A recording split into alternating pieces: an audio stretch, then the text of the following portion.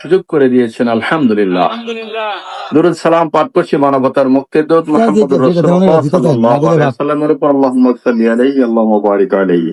আজকের দিনের তাৎপর্য সম্পর্কে মহান আল্লাহ আমাদেরকে বলে দিয়েছেন, রব্বি হাবলি মিনাস সালিহিন। ইব্রাহিম আলাইহিস সালাম বলছে, হে আল্লাহ তুমি আমাকে সালিহিনদের অন্তর্ভুক্ত করো, নেককার অন্তর্ভুক্ত করো। ফাবাশশারনাহু বিগুলামিন হালিম। তিনি সন্তানের কামনা করছিলেন, আল্লাহ বলছে তোমাকে আমি একটি সন্তানের সুসংবাদ দিলাম, যিনি ধৈর্যশীল সন্তান। ফালাম্মা বালাগা মাহু সাই, যখন তার সন্তান তার সাথে চলাফেরার বয়স হলো, ক্বালা ইয়া বুনাইয়া, তিনি বলেন, হে আমার সন্তান, ইন্নী আরা ফিল মানাম, আমি দেখেছি স্বপ্ন যুগে, ইন্নী আযবাহুকা, আমি তোমাকে জবাই করছি, ফানজুর মাযা তারা, তোমার রায় কি, তোমার অভিমত কি, আমি তোমাকে জবাই করতে দেখেছি স্বপ্নে। ক্বালা ইয়া আবাতি ফাল, ইসমাঈল আলাইহিস সালাম বলেন, হে বাবা আপনি তাই করুন, যা দেখেছেন তাই করুন, মা তুমারুন, যা আপনি আদিষ্ট হয়েছেন, যা দেখেছেন তাই করতে থাকুন। সাতাজিদুনি ইনশাআল্লাহু মিনাস সাবিরিন, আমাকে অবশ্যই অবশ্যই ধৈর্য ধারণকারীদের সাথে পাবেন, ধৈর্য ধারণকারী হিসেবে পাবেন। ফালাম্মা আসলামা ওয়া তাল্লাহু লিল জাবিন, যখন তাকে কাঁধ করে শোয়াই দিল এবং জবাইয়ের জন্য প্রস্তুতি নিলেন, ওয়া নাদাহু ওয়া নাদাইনাহু ইয়া ইব্রাহিম, আল্লাহ পাক ডেকে বললেন, হে ইব্রাহিম, তুমি কি ফাসাদদাকতা রুয়া, তুমি কি স্বপ্নটাকে সত্য বাস্তবায়ন করতে শুরু করলে। ইন্না কাযালিকা নাজজিল মুহসিনিন, নিশ্চয় আমি এইভাবেই মুহসিনদেরকে গাজা দিয়ে থাকি, প্রতিদান দিয়ে থাকি। ইন্না হাযা লাহুয়াল বালাউল মুবিন, এটা ছিল তার উপর একটি বড় পরীক্ষা, এমন পরীক্ষা পৃথিবীতে কোনো ইতিহাস নেই, কোনো নজির নেই, নিজের সন্তানকে কেউ জবাই করতে পারে। ও ফাদাইনাহু বিযিবহিল আযীম, আর এটা ছিল আল্লাহর জন্য একটা সবচেয়ে বড় উৎসর্গ, এর চেয়ে বড় আর কোনো উৎসর্গ ছিল না। কাযালিকা ওয়া কাযালিকা নাজজিল মুহসিনিন, আল্লাহ পাক এমনি মুহসিনদেরকে কি করেন, পুরস্কার দিয়ে থাকেন। তার কুরবানির ইতিহাসটা আপনারা আগেই শুনেছেন, আগেই জেনেছেন যে ইব্রাহিম আলাইহিস সালাম যখন এই কাজটা করে ফেললেন, এই কাজটা করার পরে আল্লাহ পাক ইব্রাহিম আলাইহিস সালামের এই কাজকে এত পছন্দ করলেন, এত সন্তুষ্ট হলেন, যার কারণে সারা পৃথিবীতে কিয়ামত পর্যন্ত ইব্রাহিম আলাইহিস সালামের এই ত্যাগকে, ইব্রাহিম আলাইহিস সালামের এই পরীক্ষাকে জীবিত রাখার জন্য মহান আল্লাহ তাআলা সকল নবীদের উম্মতদেরকে এই কুরবানি সুন্নাহ করে দিলেন। সুবহানাল্লাহি ওয়া বিহামদিহি, সুবহানাল্লাহিল আযীম। তাহলে আমাদের নবী মুহাম্মদ সাল্লাল্লাহু আলাইহি সাল্লামের উম্মতকেও কি করলেন, এই কুরবানির বিধান চালু করে দিলেন, যাতে করে এই ত্যাগকে টিকিয়ে রাখা যায়। আমরা বৎসরে বৎসরে এটাকে স্মরণ করি, ইব্রাহিম আলাইহিস সালাম কি ত্যাগ করেছিলেন, আপন সন্তানকে যখন জবাই করতে গেলেন, যখন আল্লাহ বলছেন, ইব্রাহিম তুমি কি সত্যই সত্যই তোমার স্বপ্নকে পূরণ করছো। জিবরাইলকে বলেন, জিবরাইল তাড়াতাড়ি যাও, এক মুহূর্তের মধ্যে ইসমাইলকে সরিয়ে দিয়ে সেখানে একটা দুম্বা দিয়ে আসো। জিবরাইল আলাইহিস সালাম বেহেশত থেকে একটি দুম্বা এনে ইসমাইলকে সরিয়ে দিয়ে দুম্বা তার ছুরির নিচে ঢুকিয়ে দিলেন, জবাই হয়ে গেল। চোখ খুলে দেখলেন ইসমাইল পাশে দাঁড়িয়ে আছে, আরেকটা দুম্বা জবাই হয়ে গিয়েছে। সুবহানাল্লাহি ওয়া বিহামদিহি, সুবহানাল্লাহিল আযীম। এই জন্য আল্লাহ তাআলা বলেন, লিকুল্লি উম্মাতিন জাআলনা মানসিকান লিয়াযকুরু ইসমাল্লাহি আলা মা রাযাকাহুম মিন বাহিমাতিল আনআম, আর তোমরা প্রত্যেক সম্প্রদায়ের জন্য কুরবানির নিয়ম করে দিয়েছি, যাতে তিনি তাদেরকে জীবিকা স্বরূপ যেসব চতুষ্পদ জন্তু দিয়েছেন সেসবের উপর তারা আল্লাহর নাম উচ্চারণ করতে পারে। আল্লাহর নাম উচ্চারণ করেই কুরবানি করতে হবে, পশু জবাই করতে হবে। আল্লাহর নামের বাহিরে যদি অন্য কোনো কারো নামে কুরবানির পশু জবাই করা হয়, তাহলে এটা হারাম হয়ে যাবে, আর কুরবানি হবে না। কুরবানির হুকুম, আমরা কুরবানির হুকুম নিয়ে দুটি মত পেয়েছি, হাদিসে দুটি মত এসেছে, একটা হচ্ছে ওয়াজিব আর একটা হচ্ছে সুন্নাহ। ওয়াজিব হচ্ছে ইমাম আবু হানিফা রাহিমাহুল্লাহু আনহু, ইমাম রাবিয়া, আউজাই, লাইস প্রমুখ ইমামগণের মতে, এবং শাইখ ইবনে তাইমিয়া, শাইখ আলবানী রাহিমাহুল্লাহর মতে কুরবানি হচ্ছে ওয়াজিব। কেন তারা এই হাদিসটা নিয়ে আসছেন? ওয়ান আবি হুরায়রা রাদিয়াল্লাহু আনহু আন্না রাসূলুল্লাহ সাল্লাল্লাহু আলাইহি ওয়াসাল্লাম ক্বালা মান কানা লাহু সাআতান ওয়া লাম ইউদাহি ফালা ইয়াকরাবান্না মুসাল্লানা। রাসূল সাল্লাল্লাহু আলাইহি ওয়াসাল্লাম বলছেন, যাদের সামর্থ্য থাকতে সে কুরবানি দিল না, সেজন্য আমার ঈদগাহে না আসে। এই জন্য ওনারা এই হাদিসকে কেন্দ্র করে বলছেন, যাদের সামর্থ্য আছে তারা যদি কুরবানি না দেয় তাহলে কিন্তু তারা কি হয়ে যায়, পাপী হয়ে যাবে, অবশ্যই কুরবানিটা ওয়াজিব। এই হাদিসকে লক্ষ্য করে ওনারা বলছেন কুরবানি ওয়াজিব। আরেকটি মত হচ্ছে রাসূল সাল্লাল্লাহু আলাইহি সাল্লামের এই সমর্থনে আরেকটি সমর্থন আছে, আরেকটা সমর্থন হচ্ছে সুন্নাত। ইমাম মালিক, ইমাম শাফি, ইমাম আহমদ ইবনে হাম্বল, ইমাম ইসহাক, আবু সাউর, মুজান্নি, ইবনুল মঞ্জির এর মতে, দাউদ ইবনে হাজম প্রমুখের মতে সুন্নাত। তারা নিয়ে আসছেন আরেকটি হাদিস, ওয়ান আবি সুরাইহা রাদিয়াল্লাহু আনহু ক্বালা রাআইতু আবু বকর ওয়া উমরিন লা ইউদহিয়ানে। তিনি বলছেন যে আমি রাসূল সাল্লাল্লাহু আলাইহি সাল্লামের আমলে আবু বকর এবং ওমরকে কুরবানি সবসময় করতে দেখিনি। যদি এটা ওয়াজিবই হইতো তাহলে প্রত্যেক বছর তারা করতো, তারা প্রত্যেক বছর এটা করেনি, তাহলে বোঝা গেল ওয়াজিব না, এটা সুন্নাত। এখানে আবু সুরাইহা বললেন আমি আবু বকর এবং ওমর রাদিয়াল্লাহু আনহুকে দেখেছি যে তারা সবসময় কুরবানি করেননি। وعن ابي مسعود رضي الله مسعود الانصاري رضي الله عنه قال اني لعدو لداهي واني لموسر مخافة ان يرى جيراني انه حتم علي। আবু মাসুদ আনসারী বলেন, আমার সামর্থ্য থাকা সত্ত্বেও কখনো কখনো আমি কুরবানি পরিত্যাগ করেছি। কেন? এই আশঙ্কা যে আমার প্রতিবেশীরা মনে করবে আমার উপর কুরবানি ওয়াজিব, যেহেতু আমি অবস্থাশালী ধনী। এই কথাটা যাতে মনে না করতে পারে যে কুরবানি আমার ওয়াজিব, তাহলে এই হাদিসের আলোকে বোঝা যায় যে কুরবানিটা সুন্নাত। উনারা এটা নিয়ে আসছেন দলিল হিসাবে। তাহলে আমরা দুইটাকেই ধরে নেব, আপনি সুন্নাহ পরিত্যাগ করতে পারবেন না, ওয়াজিব কেউ পরিত্যাগ করতে পারবেন না। সুন্নাহ হিসেবেও কুরবানি দিতে হবে, ওয়াজিব হিসেবেও কুরবানি দিতে হবে। যাদের সামর্থ্য আছে অবশ্যই তারা কুরবানি করতে হবে। কুরবানির সময় কুরবানি করতে হবে ঈদের সালাতের পরে, আগে নয়। قال رسول الله صلى الله عليه وسلم من ذبح قبل الصلاة فإنما ذبح لنفسه ومن ذبح بعد الصلاة فقد تم নুসকাহু আসাবা সুন্নাতুল মুসলিমিন। রাসূল সাল্লাল্লাহু আলাইহি সাল্লাম বলেছেন, যেই ব্যক্তি সালাতের পূর্বে কুরবানি করবে সে তার নিজের গোশত খাওয়ার জন্য জবাই করলো, আর যেই ব্যক্তি সালাতের পরে কুরবানি করবে ও আসাবা সুন্নাতুল মুসলিমিন, সে কি করলো, সে যেন মুসলমানদের সুন্নত আদায় করলো। সুতরাং ঈদের সালাতের আগে কুরবানি করা বৈধ নয়। আর যদি কেউ ঈদের সালাতের আগে পশু জবাই করে, সে শুধু মাংস খাবারের জন্য অন্যান্য দিন যেভাবে পশু জবাই করে তার এই পশু জবাইয়ের মতো মাংস খাবার হবে, কুরবানি হবে না। সুতরাং ঈদের সালাতের পরে যিনি কুরবানি করবেন তার কুরবানি কবুল হবে। কুরবানির পশুর বয়স হচ্ছে উট 5 বছর, গরু মহিষ 2 বছর, ছাগল ভেড়া দুম্বা 1 বছর। এখন আমরা আরেকটি মাসালা আপনাদের সামনে বলবো, এটা হচ্ছে বাগে কুরবানি। ওয়ান জাবির ইবনে আব্দুল্লাহ ক্বালা নাহারনা মা রাসূলুল্লাহ সাল্লাল্লাহু আলাইহি ওয়াসাল্লাম আমাল হুদাইবিয়া। হযরত জাবির ইবনে আব্দুল্লাহ থেকে বর্ণিত হাদিস, তিনি বলেন আমরা রাসূল সাল্লাল্লাহু আলাইহি সাল্লামের সাথে হুদাইবিয়ার সন্ধির বছর কুরবানি করেছি। আল বাদানাতু আন সাবাতিন ওয়াল বাকারাতু আন সাবাতিন, তিনি আমাদেরকে একটি উটের মধ্যে 7 জনকে কুরবানি দিতে বলেছেন, একটি গরুতে 7 জনকে কুরবানি দিতে বলেছেন।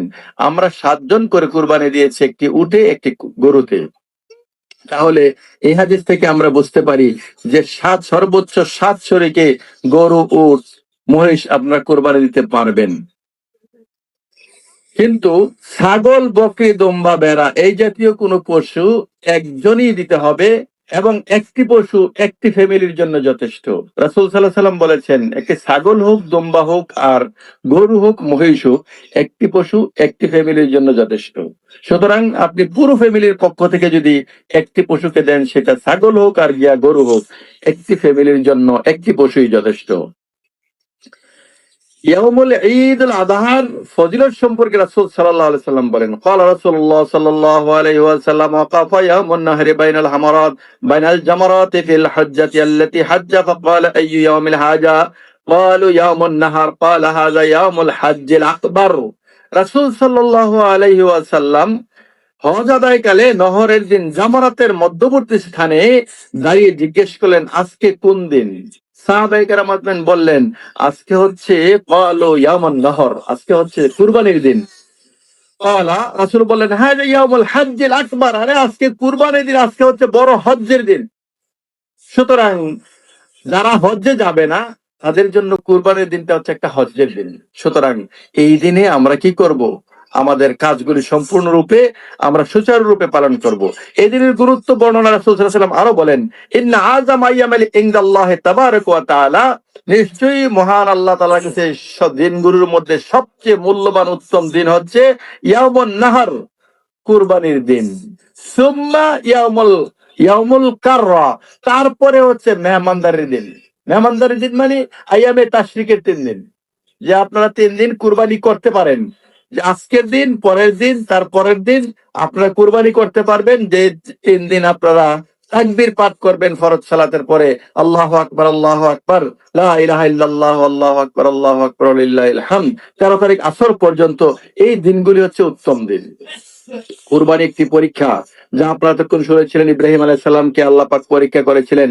মহান আল্লাহ তাআলার পরীক্ষা করেন কে আল্লাহর সন্তুষ্টির জন্য কুরবানি করেন আর কে পার্থিব কারণে কুরবানি করেন। ওয়ান আলী রাদিয়াল্লাহু আনহু আন নবী সাল্লাল্লাহু আলাইহি ওয়াসাল্লাম قال يا ايها الناس ضحوا واحتسبوا بدمائها فإن الدم وإن وقع في الأرض فإنه يقع في حوض الله جل وعز। রাসূল সাল্লাল্লাহু আলাইহি ওয়াসাল্লাম বলেন, হে মানব মণ্ডলী, তোমরা কুরবানি করো এবং তার রক্ত প্রবাহিত করা কি নেকি মনে করো। যদিও রক্ত মাটিতে পড়ে, কিন্তু অবশ্যই তা আল্লাহর কাছে রক্ষিত থাকে। যদিও কুরবানির রক্ত মাটিতে পড়ে, তবুও সেটা আল্লাহর কাছে রক্ষিত থাকে। মহান আল্লাহ বলেছেন, লা ইয়ানালাল্লাহা লুহুমুহা ওয়ালা দিমাউহা ওয়ালাকিন ইয়ানালুহুত তাকওয়া মিনকুম। রক্তর মাংস, কুরবানির মাংস, রক্ত কিছুই আল্লাহর কাছে পৌঁছে না। ওয়ালাকিন ইয়ানালুহুত তাকওয়া মিনকুম, একমাত্র তোমাদের অন্তরের পবিত্রতাই আল্লাহর কাছে পৌঁছে থাকে। তোমরা কোন উদ্দেশ্য কুরবানি করেছো? আল্লাহকে সন্তুষ্টি করার জন্য, নাকি দুনিয়ার কোন অনুষ্ঠান সাজানোর জন্য? আমাদের দেশে অনেকেই মুসলমানের অনুষ্ঠান করে, কুরবানির গরু জবাই করে, কেউ বিয়ের অনুষ্ঠান করে কুরবানির জবাই করে, কেউ অন্য অনুষ্ঠান শেষ করে কুরবানির পশুর মাংস দিয়ে। এটা কিন্তু ঠিক নয়, কারণ আপনি গরিব মিসকিন এতিম আপনার আত্মীয় স্বজন পড়োশীদেরকে নিয়ে আজকের এই একটি দিনে যারা গরিব মাংস কিনে খেতে পারে না, তাদেরকে দিয়ে বিলি বন্টন করে আপনি শেয়ার করে আজকের এই আনন্দ উৎসব করবেন। এই জন্যই আল্লাহ সন্তুষ্টের জন্য কুরবানি করবেন। সুতরাং এটা একটা পরীক্ষা। ত্যাগ, কে ত্যাগ করে আল্লাহর উদ্দেশ্যে, কে আল্লাহর সন্তুষ্টির জন্য ত্যাগ করতে পারে, এইটাই আল্লাহ দেখার জন্য কুরবানির বিধান দিয়েছেন। কুরবানি করা ইসলামের একটি শাশ্বত বিধান। আমরা এখন কুরবানিতে কিছু শিক্ষা গ্রহণ করব। কুরবানি ঈদের কি শিক্ষা? কুরবানি করা ইসলামের একটি শাশ্বত বিধান। সামর্থ্য থাকলে একাধিক পশু কুরবানি করা বৈধ। সর্বোত্তম কুরবানি উট, তারপর গরু মহিষ, তারপর ছাগল ভেড়া ও দুম্বা। উট গরু মহিষের 7 জনের পক্ষ থেকে কুরবানি করা বৈধ। একটি ছাগল ভেড়া, একটি পশু একটি পরিবারের পক্ষ থেকে যথেষ্ট। আমরা এই আজকের আলোচনা থেকে শিক্ষা পেলাম, কুরবানির গোশত নিজেরা খাবে এবং অন্যদেরকে খাওয়াবে এবং পরে খাওয়ার জন্য কিছু রেখে দেবে। এটাও আমরা আজকে শিক্ষা পেলাম। তারপরে সহি পদ্ধতিতে ঈদের সালাত 7 এবং 5 তাকবীরে 12 তাকবীরে কাবলাল কিরাতে সালাত পড়তে হয়, এটা আমরা আজকে শিখতে পারলাম এবং আলহামদুলিল্লাহ এই অনুযায়ী আমরা সালাত পড়তে পারলাম। আল্লাহর শুকরিয়া জ্ঞাপন করছি। আল্লাহু আকবার, আল্লাহু আকবার, লা ইলাহা ইল্লাল্লাহ, আল্লাহু আকবার, আল্লাহু আকবার, ওয়ালিল্লাহিল হামদ। খুতবা হবে সালাতের পূর্বে, না সালাতের পরে। তাহলে আমরা এই জুমার খুতবাটা পড়ছি সালাতের আগে, আর ঈদের খুতবা হবে সালাতের পরে। কেউ যদি সালাতের আগে খুতবা পড়ে, তাহলে সে সুন্নাহ ব্যতিক্রম করলো। আমাদের দেশের মানুষ সময় যদি দেয় 8টায়, 7টা থেকে ওয়াজ চালিয়ে দেয়। বৈধ নয়। আপনি ওয়াজ চালাবেন কিসের সূত্রে? আপনি যদি রাসূল সাল্লাল্লাহু আলাইহি ওয়াসাল্লামের শরিয়া মানেন। আমাদের দেশে এক বেশ্যা মহিলা দেখেন কিছুদিন আগে বলছে সে শরিয়া আইন মানে না। তাহলে এই এরকে হত্যা করা দরকার। যে শরিয়া আইন, মুসলমান হয়ে শরিয়া আইন মানে না, তাকে হত্যা করা উচিত। রাসূল সাল্লাল্লাহু আলাইহি ওয়াসাল্লামের শরীয়ত যা আছে তাই আপনার মানতে হবে। রাসূলের শরীয়তের বাহিরে অন্য কারো শরীয়ত তৈরি করে আপনি গ্রহণ করবেন, বানাবেন, এটা কিছুতেই মুসলমানদের উচিত নয়। রাসূল সাল্লাল্লাহু আলাইহি ওয়াসাল্লাম বলেছেন, মান আহদাসা ফি আমরিনা হাযা মা লাইসা মিনহু ফাহুয়া রাদ্দুন, যে আমার শরীয়তের মধ্যে নতুন কিছু সৃষ্টি করলো তা পরিত্যাগ করো, সেটা ভালো হোক খারাপ হোক। ইচ্ছা করে আপনি 3 রাকাত সালাতকে 4 রাকাত করতে পারবেন না, 2 রাকাতকে 3 রাকাত করতে পারবেন না। ইচ্ছে করলে 5 রাকাত 4 রাকাতকে 5 রাকাত করতে পারবেন না। এই বিধান আপনাকে দেয় নাই, এই ক্ষমতা আপনাকে দেয় নাই। রাসূলের শরীয়ত যা আছে সাত তাকবীর, পাঁচ তাকবীর, 12 তাকবীর এই আপনার সালাত পড়তে হবে এবং সালাতের পরে আপনার খুতবা দিতে হবে, আগে খুতবা দেওয়ার কোনো সুযোগ নেই। খুতবা মানে বক্তব্য, আপনার এই বক্তব্য থেকে আপনি শিক্ষা নেবেন, এটা হবে সালাতের পরে, আগে নয়। কেন আপনি বসে বসে খুতবা দিচ্ছেন? কেন মানুষকে ওয়াজ করে শোনাচ্ছেন? আপনি আজকের ঈদের দিনের ওয়াজ তো হবে খুতবার পরে, আগে নামাজের পরে, আগে নয়। নামাজের পরে যদি আপনি খুতবা দেন, সুবিধা হলো, 1 নম্বর সুন্নাহ আদায় হলো, 2 নম্বর সওয়াবটা পেয়ে গেলেন। ব্যতিক্রম করলে সওয়াব হবে না। একটা উদাহরণ দিচ্ছি, যেমন ফরজ সালাতের পরে আপনি মুনাজাত করলেন, আর রাসূল বলছেন ফরজ সালাতের পরে যে কি করবে, জিকির গুলি করবে, তার পেছনের গুনাহ মাফ করে দেওয়া হবে। তো আপনি বঞ্চিত হচ্ছেন মুনাজাত করে, আপনার পেছনের গুনাহ মাফ থেকে বঞ্চিত হচ্ছেন। কারা করছে? এটা এক সম্প্রদায় হুজুররাই কিন্তু আপনাদেরকে এই সুযোগ থেকে বঞ্চিত করছে। রফল ইয়াদান করলে, একবার করলে 10টি নেকি পাওয়া যায়। হুজুররা আমাদেরকে বঞ্চিত করছে, 10 নেকি থেকে আমরা দূরে আছি। কেন? এমন এক সময় আসবে যে সময় 1টি নেকি কারো কাছে পাবেন না। সুতরাং এই 10 থেকে বঞ্চিত করলো কে আপনাকে? আমার হুজুররা। কেন? তাদের দাওয়াত নষ্ট হয়, ইমামতি নষ্ট হয়, তারপর সম্পর্ক নষ্ট হয়। এই যে মূর্খ লোকেরা যে ইসলাম বুঝে না, তাদের সামনে যখন হাদিস বলবে, বলছে এতদিন কি হুজুরা খারাপ বলছিল? হুজুরা কি জান ছিল না? বড় বড় পিসাবরা ছিল, বড় বড় হুজুররা ছিল, তারা কি বুঝে নাই? সুতরাং আপনারা এগুলো আমরা মানি না, এই হিসাবে তাকে প্রত্যাখ্যান করে, প্রত্যাখ্যানের ভয়ে হুজুররা কথা বলতে পারে না, চাকরি যাওয়ার ভয়ে হুজুরের কথা বলতে পারে না। সুতরাং এটা উচিত নয়। এখন বুঝের সময় চলে আসছে, এখন কি নেটের যুগ চলে আসছে, এখন অনলাইনের যুগ চলে আসছে। আপনি ইচ্ছে করলে কোরআন হাদিস আপনার হাতের নাগালে চলে আছে, কাজ করলে পেয়ে যান। সুতরাং দলিল আপনার কাছে আছে, আমার কাছে আসতে হবে না। এখন আমরা ঈদের দিনের কিছু করণীয় কাজ আমরা আপনার সামনে তুলে ধরবো। রাসূল সাল্লাল্লাহু আলাইহি ওয়াসাল্লাম ঈদের দিনে কি করণীয় তা বলেছেন। ঈদের সালাত আগে আদায় করা সবচেয়ে আবশ্যকীয় কাজ, এটা আমরা আলহামদুলিল্লাহ আদায় করে ফেললাম। কিছু দান সদকা করা, সুন্দর পরিষ্কার কাপড় পরিধান করা, সুগন্ধি ব্যবহার করা, তাকবীর পাঠ করা, পায়ে হেঁটে ঈদগাহে যাওয়া। দূরত্ব বেশি হলে অবশ্যই আপনি বাহনের মধ্যে আসতে পারবেন। শিশু ও মহিলাদেরকে ঈদগাহে নিয়ে যাওয়া, ঈদ উল ফিতরে কিছু খেয়ে যাওয়া, আর আজহাতে কিছু না খাওয়া, কুরবানির পশুর মাংস দিয়ে খাওয়াই হচ্ছে সুন্নাত। আজকে আমরা মহিলাদের উদ্দেশ্যে কিছু নসিহত পূর্ণ কথা বলছি, সকলেই মনোযোগ সহকারে শুনবেন। মহান আল্লাহ বলেছেন, ইয়া আইয়ুহান নাসু তাকু রাব্বাকুমুল্লাযী খালাকাকুম মিন নাফসিন ওয়াহিদা ওয়া খালাকা মিনহা যাওজাহা ওয়া বাসসা মিনহুমা রিজালান কাসীরান ওয়া নিসা ওয়াত্তাকুল্লাহাল্লাযী তাসাআলুনা বিহি ওয়াল আরহাম ইন্নাল্লাহা কানা আলাইকুম রাকীবা। মহান আল্লাহ বলেন, ওয়া মিন আয়াতিহি আন খালাকা লাকুম মিন আনফুসিকুম আজওয়াজা। তার মহান আল্লাহ নির্দেশনাবলীর মধ্যে একটা নির্দেশন হয়েছে যে তোমাদের মধ্য থেকে কি করা হয়েছে, তোমাদেরকে জোড়ায় জোড়ায় সৃষ্টি করা হয়েছে। জোড়া সৃষ্টি করা হয়েছে কেন? লিতাসকুনু ইলাইহা, তাদের কাছে শান্তি পাওয়ার জন্য। ওয়াজাআলা বাইনাকুম মাওয়াদ্দাতা ওয়া রাহমা, তাদের কাছে শান্তি, নিরাপত্তা এবং ভালোবাসা পাওয়ার জন্য আল্লাহ পাক জোড়ায় জোড়ায় কি করেছেন? আল্লাহ তাআলা সৃষ্টি করেছেন। ইন্না ফি যালিকা লাআয়াতিন লিকাওমিন ইয়াতাফাক্কারুন, নিশ্চয়ই যারা চিন্তাশীল তাদের কাছে এটা বড় একটা নিদর্শন।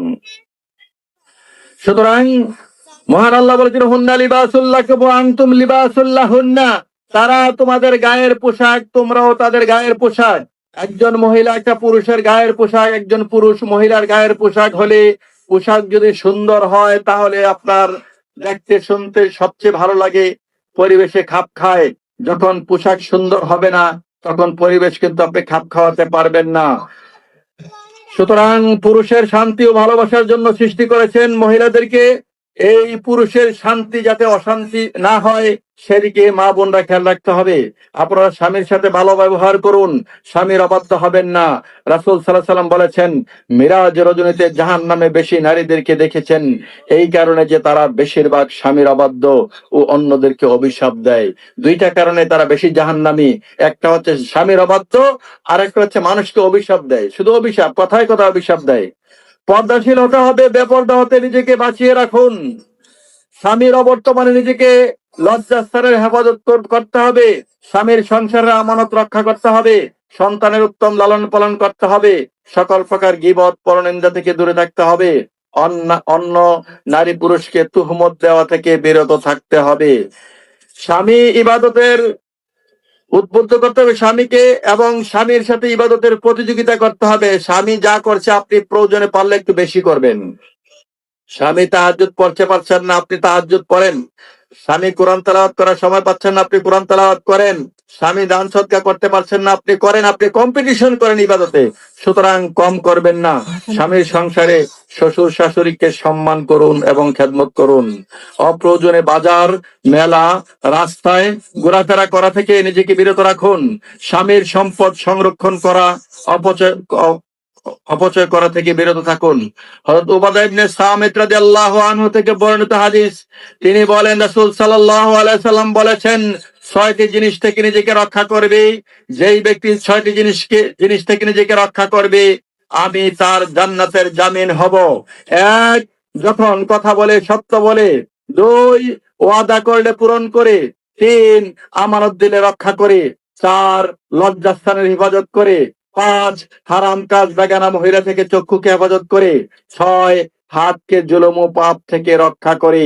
রাসূল সাল্লাল্লাহু আলাইহি সাল্লাম বলেন, 3 শ্রেণীর লোক জাহান্নামে যাবে না। 3 শ্রেণীর লোক জাহান্নামে যাবে না: যে চক্ষু আল্লাহর ভয়ে কাঁদে, যে চক্ষু আল্লাহর রাস্তায় পাহারা দেয়, যে চক্ষু বেগানা মহিলা থেকে বিরত থাকে। এই 3 শ্রেণীর লোক জাহান্নামে যাবে না। ইয়া আইয়ুহাল ইখওয়ান, সকল প্রকার নেশাজাতীয় দ্রব্য থেকে নিজেকে বিরত রাখুন। সকল প্রকার শিরক ও বিদআত থেকে বেঁচে থাকুন, কারণ শিরক ঈমানকে ধ্বংস করে এবং বিদআত আমলকে ধ্বংস করে। গান বাদ্য অশ্লীলতা ও বেহায়াপনা থেকে দূরে থাকুন। অবৈধ সম্পর্ক থেকে দূরে থাকুন। সুদ, ঘুষ, ছবি, মূর্তি থেকে বেঁচে থাকুন। আমরা এখন দোয়া করব, দোয়ায় সবাই আমিন বলবেন। আমরা একই সাথে দোয়া করব, খুতবা শেষ করব ইনশাআল্লাহ। আল্লাহুম্মা আইজ্জিল ইসলাম ওয়াল মুসলিমিন ওয়াখযুলিল কাফারতা ওয়াল মুবতাদিয়াতা ওয়াল মুশরিকিন ওয়াল মাজুসিন ওয়াল মুরতাদ্দিন ওয়া জামিআ দুফিল মুসলিমিন। আল্লাহুম্মা আকরিমনা ওয়া লা তুহিন্না। আল্লাহুম্মা জিদনা ওয়া লা তানকুসনা। আল্লাহুম্মা আসিরনা ওয়া লা তুসির আলাইনা। আল্লাহুম্মা আরদিনা ওয়া আরদি আন্না ইয়া কারীম ইয়া রাব্বাল আলামিন। اللهم إنا نسألك الهدى والتقى والعفاف والغنى. اللهم إنا نعوذ بك من عذاب جهنم، ونعوذ بك من عذاب القبر، ونعوذ بك من فتنة المسيح الدجال، ونعوذ بك من فتنة المحيا والممات. اللهم لا تدع لنا ذنبا إلا غفرته، ولا هاما إلا فرجته، ولا دينا إلا قضيته، ولا مريضا إلا شفيته، ولا موتا إلا رحمته، ولا توبا إلا نفسته، ولا ضالا إلا هديته، ولا حاجة من حوائج الدنيا والآخرة إلا قضيتها يا رب العالمين. اللهم إنا نسألك الهدى والتقى والعفاف والغنى. اللهم إنا نسألك المغفرة والرحمة والبركة، ونعوذ بك من العذاب والغضب. اللهم تقبل منا كما تقبلت من عبادك الصالحين. اللهم تقبل منا إنك أنت السميع العليم، وتب علينا إنك أنت التواب الرحيم. اللهم إنك عفو كريم تحب العفو فاعف عنا. عفوك يا رحمن عفوك، عفوك يا رحيم عفوك، وفي المحيا عفوك، وفي الممات عفوك، وفي القبور عفوك، وعند الميزان عفوك، وعند الحساب عفوك، وعند يوم القيامة عفوك. عفوك يا رحمن عفوك. اللهم اهدنا إلى صراط مستقيم كما تهدينا من عبادك الصالحين. اللهم آتنا علما نافعا، فهما كاملا، علما الظاهر والباطن. ألحقنا بالصالحين والصديقين والشهداء والمقربين. اللهم آتنا هداية كاملة. اللهم آتنا ولدا صالحا مقبولا. اللهم آتنا علما نافعا. اللهم انصر الإسلام والمسلمين. اللهم انصر المسلمين في فلسطين وغزة. اللهم انصر المسلمين في سائر العالم في كل بلاد المسلمين. اللهم احفظ المسلمين في بنغلاديش. اللهم احفظ المسلمين في الإنديا. اللهم احفظ المسلمين في سائر العالم في كل بلاد المسلمين. اللهم تقبل منا من صلاتنا ودعائنا ونهرنا وقيامنا ودرودنا وجميع مقاصدنا ومقاصد الدنيا والآخرة. اللهم حسبنا حسابا يسيرا. اللهم حسبنا حسابا يسيرا. اللهم حسبنا حسابا يسيرا. رب ارحمهما كما ربيانا صغارا. وقل رب ارحمهما كما ربياني صغيرا. وفوض امري الى الله ان الله بصير بالعباد. ربنا ظلمنا انفسنا وان لم تغفر لنا وترحمنا لنكونن من الخاسرين. ربنا آتنا في الدنيا حسنة وفي الآخرة حسنة وقنا عذاب النار. وصلى الله تعالى على نبينا محمد وعلى آله وأصحابه وبارك وسلم. السلام عليكم ورحمة الله.